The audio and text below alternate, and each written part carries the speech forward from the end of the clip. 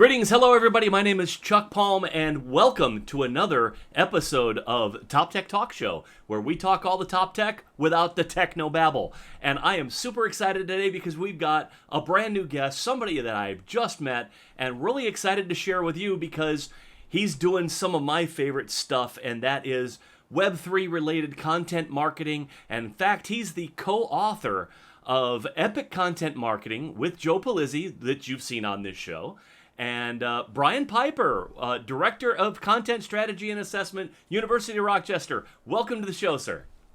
Thank you very much, Chuck. It's a pleasure to be here. Well, gosh, I'm just kind of awash with questions running through my head right now, but let's start with you giving us a little bit about your background. How did you meet Joe, and what got you into this idea of writing a book with him? Yeah, so I originally was a web developer. I was a programmer. Not a super happy or talented one. It's just the job that, That's a tough job. I've done it. Yeah. So back in 2014, I read the first edition of Epic Content Marketing, and it just blew my mind, the fact that we could take content and answer people's questions and solve their problems and just give them the best answer that they were looking for. And then that would be a way that we could market and sell our products and services and businesses. So jumped right in, went down to the head of our marketing department. I said, you need to hire me to be your digital marketing manager. She said, we don't have a digital marketing manager. Well, you do now. So yeah. She gave me a chance. I did content marketing for that business for years and got all sorts of great growth and improvements. Moved on to the University of Rochester, and within the first week that I was there, they sent me to Content Marketing World, which was Joe's conference that he had started years before. So I tracked him right down, told him how much his book had made an impact on me, and took a selfie with him. And then I did that every year that I went to the conference. And then I started speaking at the conference a couple years ago. Nice. And then 2 years ago, was hanging out with Joe and saying, you really need to update Epic because it's 10 years old. It still has Google Plus in there. Wow, that blows my mind that it's that old. I bought it new too. I was a fan of Joe way back in the day, and bought it straight as it come off the presses, and I was really excited about it. And it's like, no, don't say that was 10 years ago.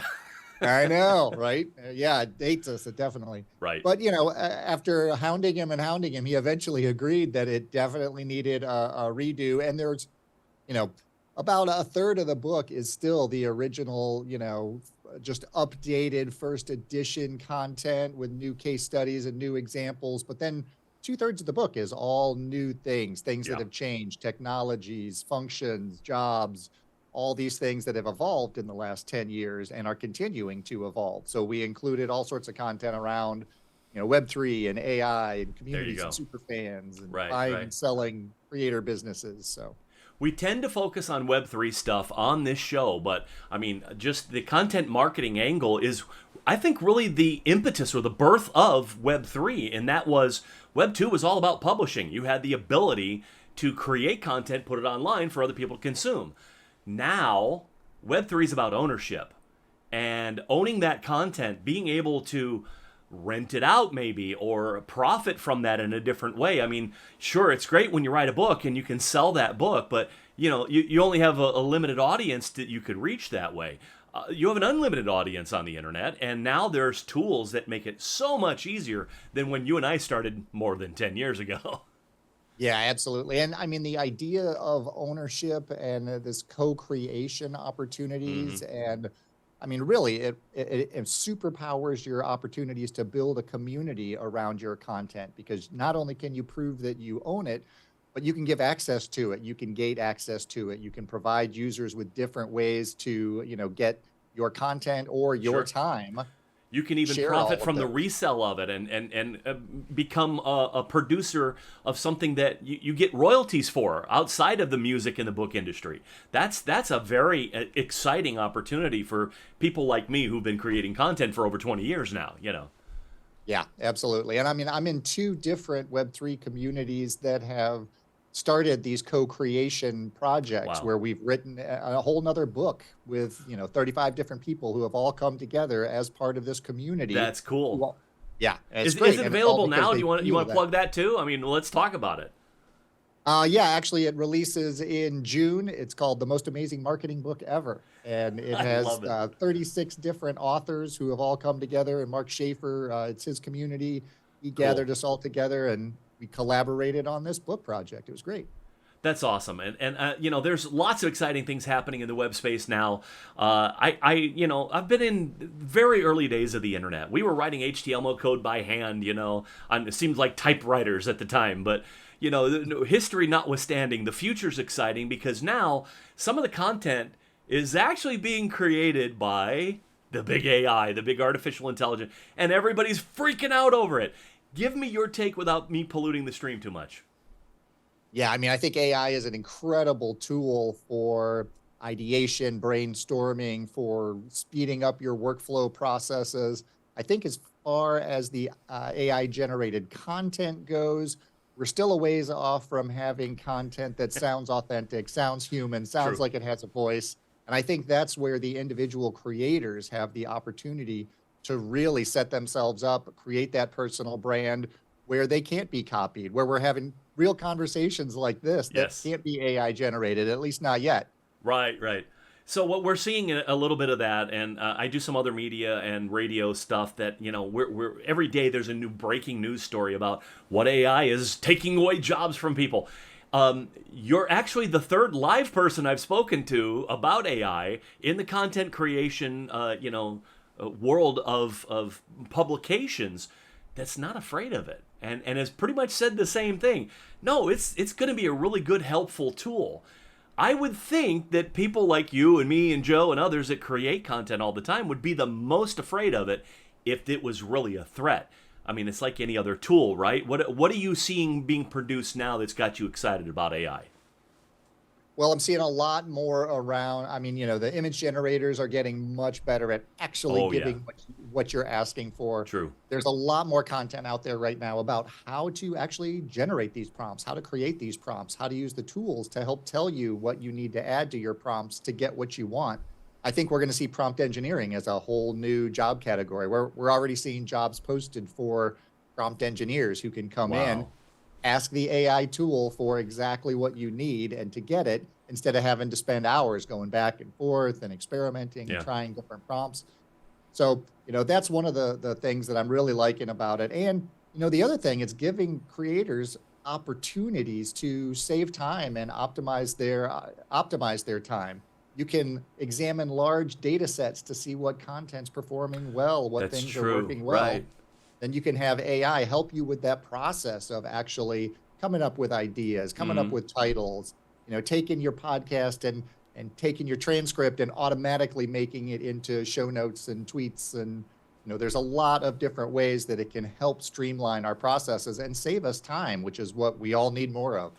Every day, and so you kind of touched on something when you got my curiosity up when you said that helping people find jobs and expanding what their job titles might be. You're in an interesting spot because back when I went to school years ago and I was learning about marketing and the web world, I mean, even the databases we were building were 10 years too out of date. So the curriculum today at your level, what are you seeing the students excited about with this? I mean, that's got to come up every day with the news the way it's been. Yeah, and more students that we talk to want to be creators. They want to Cool. be YouTubers and TikTokers, and they want to get into this, building their personal brand on these digital platforms. Right. And all of these new opportunities with AI, with different ways to think about things, different ways to create content, Hmm. I think it's going to change the model of knowledge transfer, the way that we measure whether or not students are retaining the information we're presenting, because we're not going to be able to have them write a paper anymore. We're going to need to be able to have That's true. conversations. Yeah. We're going to need to engage. We're going to need to get social, and we're going to need to figure out how to determine whether or not they're understanding the concepts through conversations. Or are they just using AI as a better tool to write their homework papers, right? It's like- Exactly. so Exactly. that's actually kind of when I joke about it, but we always did stuff like that in school is to try to find somebody else that had that idea and massage it and fit it into yours. What's the old phrase? It's it's plagiarism when you steal from one person. If it's research when you steal from many, right? That's right. So when they're doing research now, are you hearing them talk about AI at all? Oh, absolutely. My wife and I have 6 kids that Wow. range from 15 to 23. So 3 of them in college right now, 2 more going to college Right this on. year. They're all using AI. They're all using it for different aspects of, Wow. creating papers, coming up with ideas, narrowing down topics, doing research. Mm. And I'm cautioning them about all of these different uses. And I'm saying, remember the data set that this AI Oh tool is trained yeah, on. yeah. That's what it has access to. So the data set is basically all knowledge on the internet. I mean, is there anything that you see right now that's kind of taboo, forbidden, off limits that people just don't want to get into? I mean, it can get pretty crazy out there with, what's available to the general public. Yeah, I mean, and a lot of these AI tools, like ChatGPT, it's only trained up through 2021 with its Right. current data set. And that has been filtered down significantly through Mm. lots of human testing because that data set a lot of that did come from the internet, which, as we know, has a wide variety of content that we don't always want to be leveraging. This is true. Yeah. Uh, So, Please go and ahead. now they're coming up with plugins for ChatGPT where it can go and it can access the internet. It can get certain information for you. So you just have to be cognizant of that when you're using these data sets and using this AI generated content, that the fundamental human judgment capability Yeah. is not there. So ChatGPT 4 just had a rap war battle off with Microsoft's Bard. I don't know if you've heard that yet, but that Yeah. just hit me this morning and I had to crack up because if you really compare what we think of as, creative content, it doesn't really take much to filter that out and look at how they, Bard kind of dropped the ball. It said, hey, make it rhyme, put this in context like a rap war. And I'm saying Chat GPT 4 just left it on the floor. Hey, look at me rhyming. Yeah. Yeah. And I'm doing a lot of different, side by side testing with different tools So you're because, doing that as well. You're finding the different flavors of the AI really depend on who developed it and how they're releasing it on the world. yeah, absolutely. And different uses work very well with different tools. Some tools just do some things better than other tools. So Yeah. until you do a side by side test, you're not going to know, which one's the right one for you. Right. I just read about some of the plugins today, and it's fascinating because they're already thinking of ways to use it that I would have never conceived of. Is there any tool out there that's got you excited that it just was a big shock to you? Oh, I think, we're seeing more and more of these tools integrated into, software that we're already using. So I Right. think Adobe's new Firefly launch has all sorts of amazing time saving Wow. tasks that all of us who use that suite are already doing all of these things. Now we can automate so much more of those processes that are taking all of our time right now. That's very cool. So, of anything in the news that has happened lately, I tend to focus on that because my day-to-day world is kind of filtered into that narrow, bandwidth of what's going to distract me today. And obviously, AI is one of those things that you can easily go down a rabbit hole. What sparked you as going down that rabbit hole you didn't think you'd be interested in before? Is there something exciting in your world that was a revelation from AI? Yeah, I mean, I've always been a learner. I've always been fascinated with new Cool. technology. So, when I first got into Web3, it just consumed, by fire hose as much as I could possibly get my hands on. And so now it's the same thing with AI.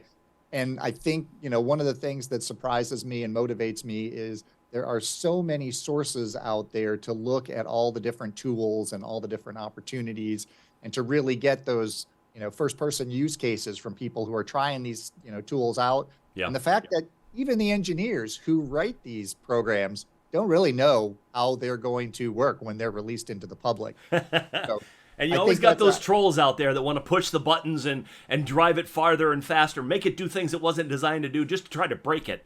That always yeah. annoys me.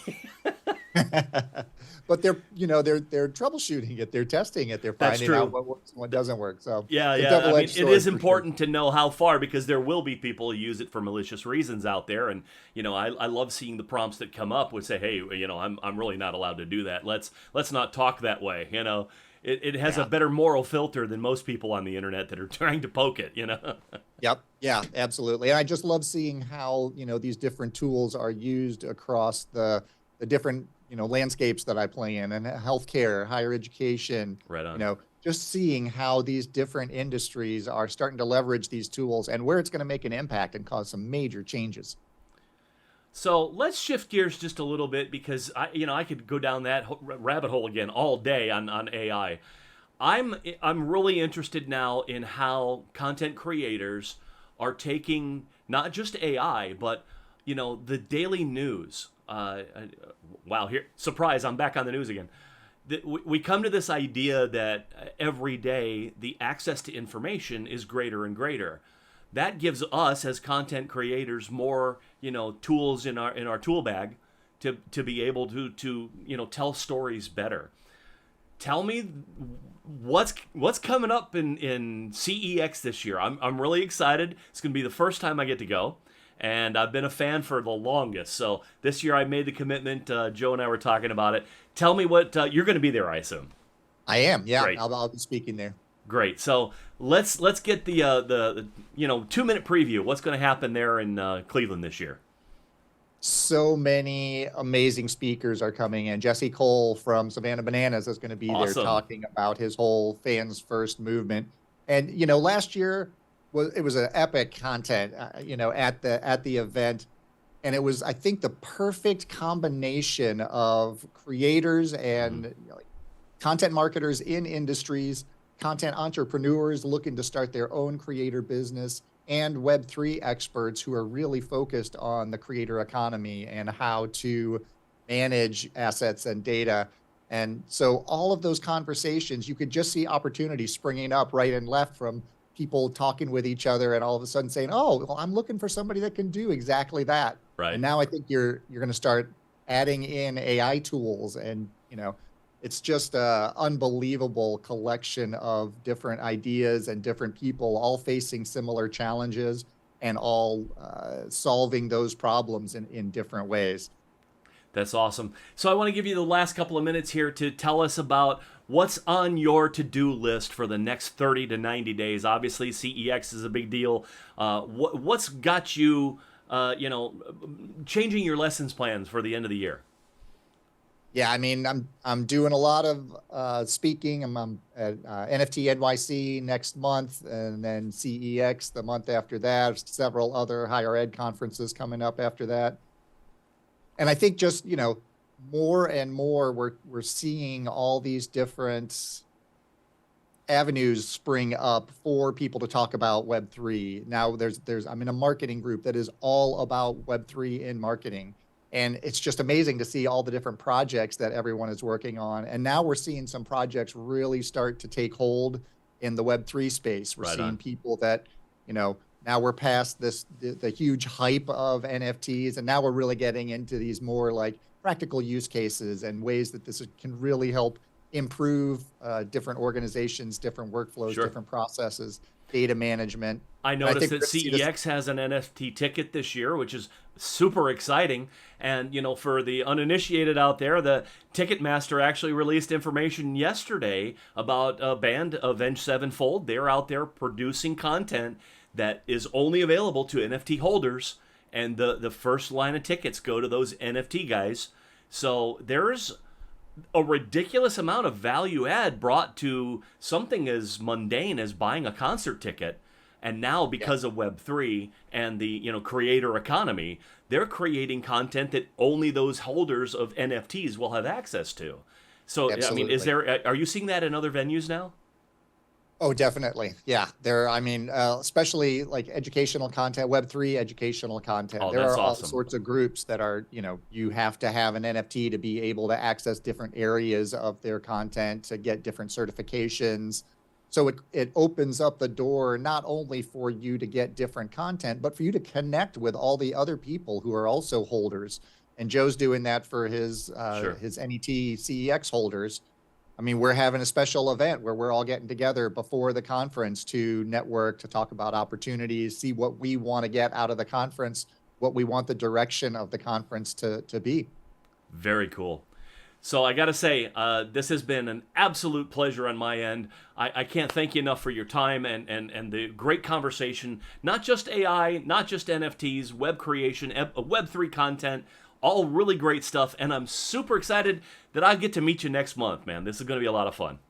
Yes, absolutely, Chuck. I really appreciate it. It's a great show, and I love the content you're putting out. Thank you. I'm very honored. And welcome back anytime. We'll follow up here in a couple of months after the conference, see what we've learned, and share some stories. Fantastic. Brian, thanks so much. Absolutely. All right. Thanks for your time. Ladies and gentlemen, have a great afternoon.